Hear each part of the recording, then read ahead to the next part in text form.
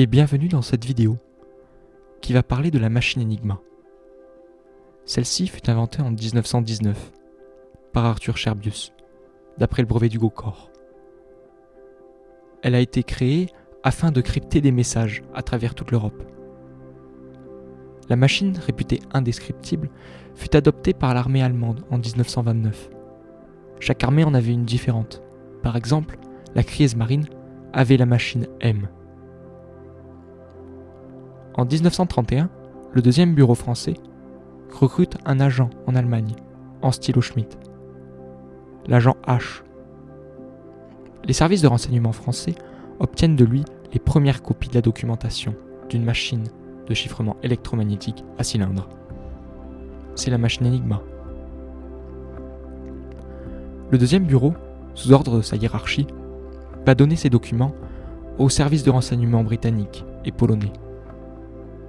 Comme le deuxième bureau, le service britannique considère qu'il est impossible de casser un chiffre à cryptage mécanique. Le capitaine Bertrand, chargé des chiffres allemands, se rend à Varsovie et conclut un accord avec le service du chiffre polonais. Ils sont aidés régulièrement dans leurs recherches par des nouveaux documents transmis par un stylo Schmidt. Dès 1933, les Polonais obtiennent des résultats concluants.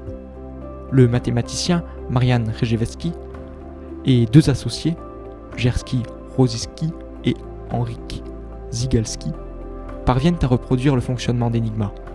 Puis, ils conçoivent des engins électromagnétiques. Ce sont les fameuses bombes. En juillet 1939, les Polonais donnent tous leurs travaux au deuxième bureau. En août 1939, les Français produisent en secret une quarantaine de machines Enigma afin d'intercepter les messages allemands. Après accord du général Gamelin, une machine produite par les Polonais est acheminée à Londres via Sacha Guitry et sa femme. Les Britanniques reçoivent la totalité des documents obtenus par les Français. Et ceci continue alors le travail des Polonais. Un groupe de cryptanalystes se réunit secrètement dans le domaine de Bletchley Park, au Royaume-Uni. Alan Turing, cryptanalyste et mathématicien britannique, les rejoint en 1939.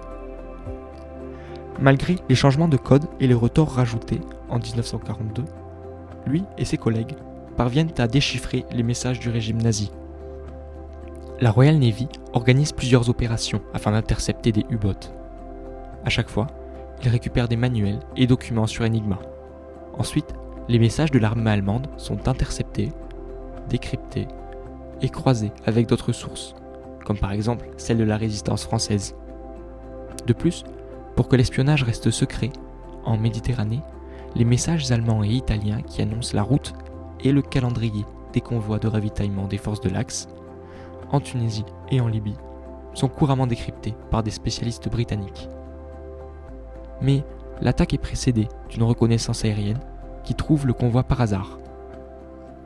Le fonctionnement de la machine était simple, mais astucieux.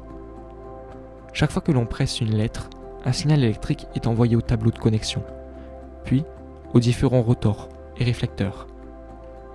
Le signal passe une dernière fois par le tableau des connexions, avant d'allumer une lettre. Le nombre de clés est de l'ordre de 10 puissance 20, et les Allemands ont une confiance totale envers la machine, dont ils en fabriqueront quelques 100 000 exemplaires. Je ferai une vidéo plus détaillée sur Bletchley Park et Alan Turing. Merci d'avoir regardé la vidéo, et à bientôt pour d'autres histoires.